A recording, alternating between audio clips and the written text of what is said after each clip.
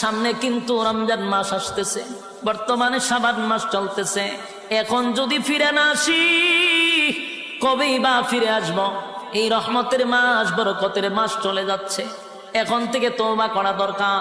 আল্লাহ আপনার হুকুম যা লঙ্ঘন করছি, তাম জিন্দেগির গুনার বোঝা মাথায় লইয়া নজরুলের রহমতের সময় যদি চোখের পানি গুলো ছেড়ে দিয়া কান্দেন আর বলেন, মালিক জীবনের সব গুনার উপরে লজ্জিত, আল্লাহ এতদিন আপনার হুকুম পালন করি নাই, আল্লাহ শয়তানের ওয়াসওয়াসায় পড়ে করছি গো, আপনি মাফ করে দেন।